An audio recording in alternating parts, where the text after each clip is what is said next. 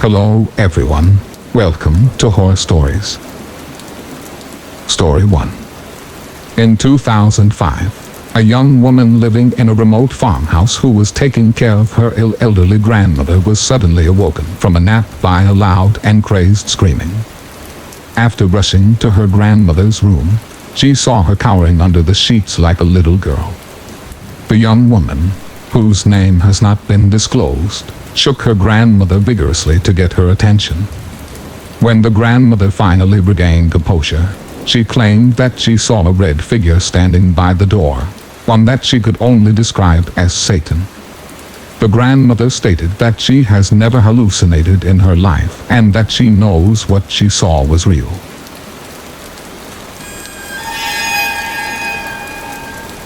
Story 2. A 67-year-old retired teacher came to the hospital claiming that she had visions of odd-looking faces hovering over her, but she wasn't going crazy, and laboratory tests also ruled out two common culprits of hallucination, infection, and drug interactions. In fact, the patient and her family were so concerned on the days before she came to the hospital, they asked a priest about performing an exorcism. The woman drew a picture of what she saw. The faces had large teeth, eyes and ears, and a horizontally elongated shape like a football. It was determined that the woman had a condition called Charles Bonnet syndrome. Patients with the syndrome may see small people and animals, bright moving shapes, or distorted faces. These hallucinations are purely visual, no sounds accompany them.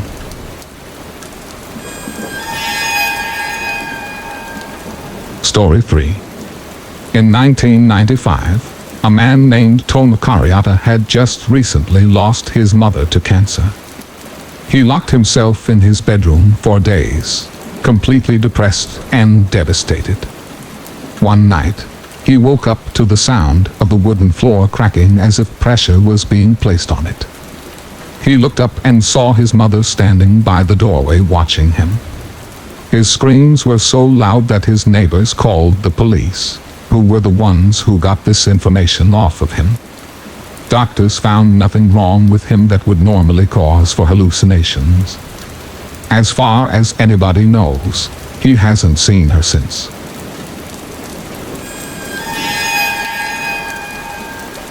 Story 4.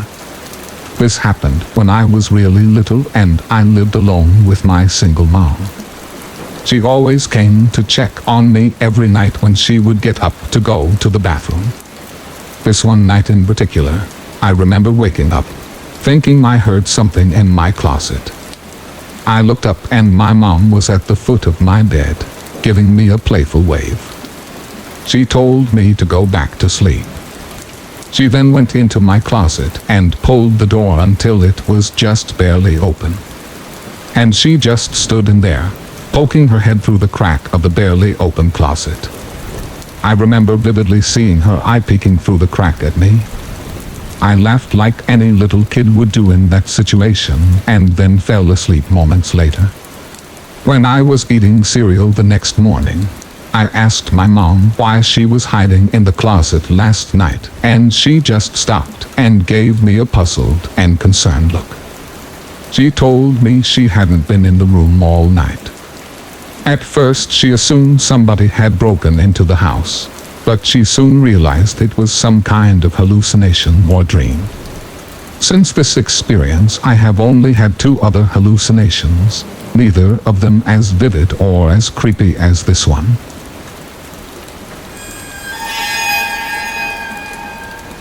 Story 5. I used to be a trucker and would do a lot of late night runs. I usually had my coffee to keep me going through the night, and even then it would still be tough. This night, however, I didn't have my coffee and things weren't going so well. On several occasions I almost fell asleep behind the wheel, and I was only just barely able to save myself from completely drifting away by actually feeling the truck drifting off to the side of the road. Then, just as I thought I was regaining my awareness, I saw a black figure coming up in the road, right in the path of the truck. I swerved away to avoid the figure and just barely missed it. I had to come to a complete stop to try and gather my sanity back up. I looked in the left rearview mirror. The figure was still standing in the middle of the road.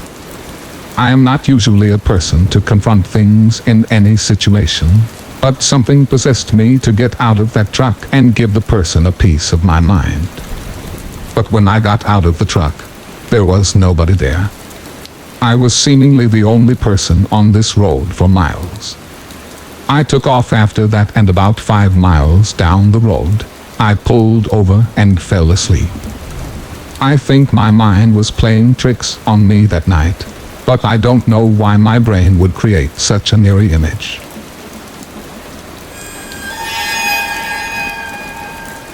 Story 6. I was 13 years old. I never really had sleeping problems. I was actually a really heavy sleeper. It happened on a Saturday morning. I went to bed late the previous night. When I woke up, or kind of woke up, I couldn't move at all. The only thing I could control were my eyes, and when I moved my eyes to focus on the corner of the room, I saw the most horrifying thing I had ever witnessed in my life. There was a man, probably about 8 feet tall, with a cut-open mouth, dripping blood, made to look like a smell, and in the man's hand was a large, carving knife. My biggest fear came true as the man started hovering towards me, not walking, not even moving a single limb, just hovering over to me like a ghost. I tried to scream, or move, or anything, but I was paralyzed to my bed. The man reached the edge of my bed, inches away from my face, and for the first time, he moved his arm up, the arm with the knife. He raised the knife up to the ceiling, and I knew what was going to happen next. I closed my eyes. The only thing I could physically do, and waited for it to happen. But as I lay there, for probably 30 seconds unharmed, I opened my eyes back up. The man was gone, and then I realized I could move. We got out of bed, and ran to explain what happened to my parents. They immediately seemed to understand, and explained that I had just experienced sleep paralysis. I don't know why I hallucinated something so horrific, but the fear was genuine, and I can still remember the man's face today.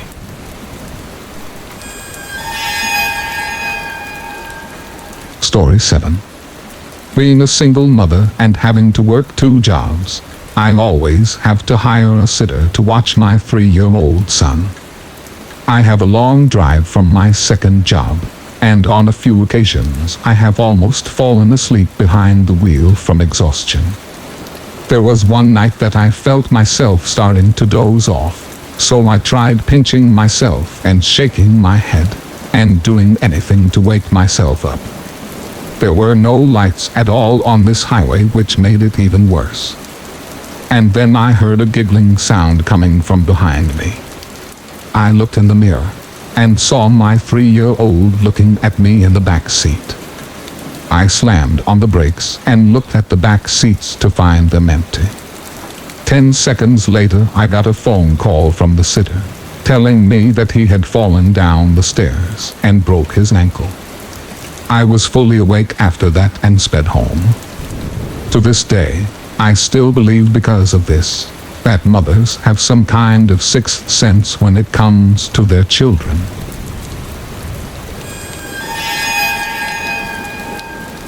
Story 8. This is the scariest thing that has ever happened to me. I live in the country, but not a desolate area. I had a decent amount of neighbors that were close enough. There was still woods in all directions though. I was home alone as usual one late night, when I heard a legit scream coming out in the woods. I went outside into my backyard with a flashlight, just to take a look through the trees. This was late and nobody was still up, and all the lights were out. Shining the light through the trees, I froze when the light landed on a tall figure, probably twice as tall as me, and it had some kind of long trunk hanging from its face that went down to its waist, almost like an elephant. It was moving in some kind of creepy march in my direction. All that I could see from it was blackness. There was no color to it. I walked backwards into my house and slid the door shut, still looking in the direction of the thing, but it was gone. It completely vanished from sight. I still sincerely hope what I saw and heard was just in my head.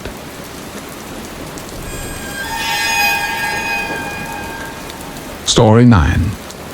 You can see some weird things when you're tired, but the thing about this story, I wasn't tired. Me and the family were on vacation to some resort in a very rural area of Pennsylvania to make the setting creepier. There weren't many young people there for me and my brothers to hang out with. It seemed like more of an adult resort.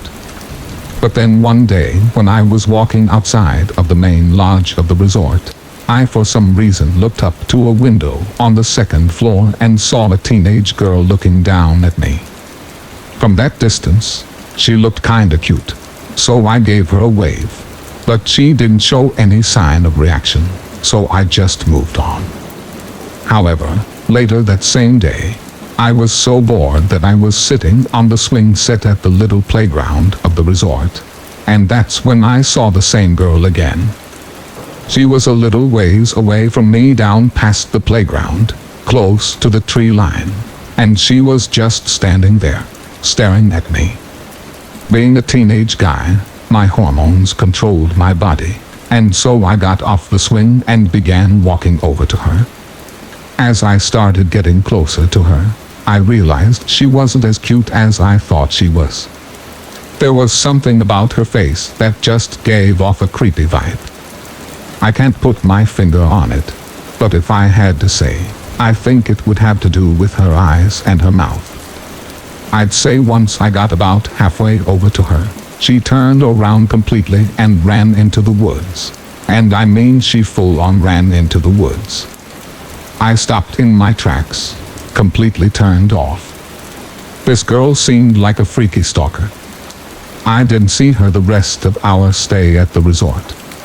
During the car ride home, miles and miles away from the resort, I was thinking about her, how maybe if I followed her into the woods I could have gotten laid, even though there was something off about her face.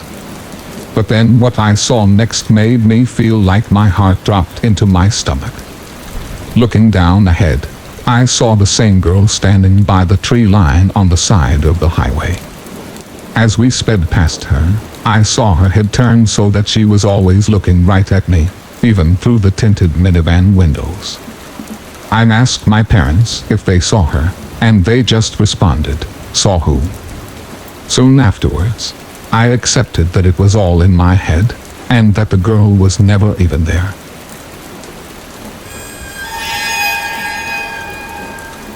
Story 10.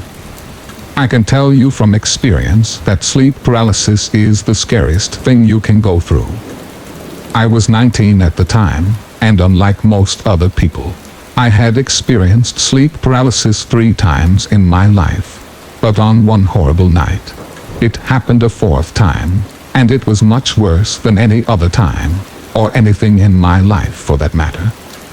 I opened up my eyes just as the morning sun began to peek its light into my somewhat opened blinds, but I found myself unable to move.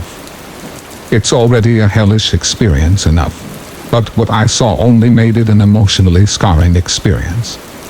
There was a little girl standing by the wall staring me down.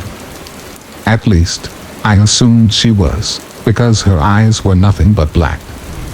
Anyone's neutral response would be to jerk up and scream or attack, but I couldn't do anything. The girl then started taking giant exaggerated steps, stretching her legs more than humanly possible. She reached my bed and stopped, and finally she threw her hands around my throat and squeezed, and I couldn't breathe. She was choking me, and in reality, I could not breathe. I thought I was going to die, and I couldn't do anything about it. I was completely helpless, And then, just as I felt as if I were taking my final gasps, my hands jerked up and I hit myself in the face. The girl was gone, and I was fully awake. I felt like I had been underwater for a whole minute, gasping for air. I had been genuinely cut off from breathing in air, but that wasn't even the scariest part. What I find the most terrifying, and you can only understand if you've experienced something like this yourself, was watching that little girl with her hands around my throat choking me almost to death, and just sitting there, watching and feeling it, unable to do anything. Thank you for listening, and I wish you good health. Don't forget to subscribe to the channel to support us. Thank you very much.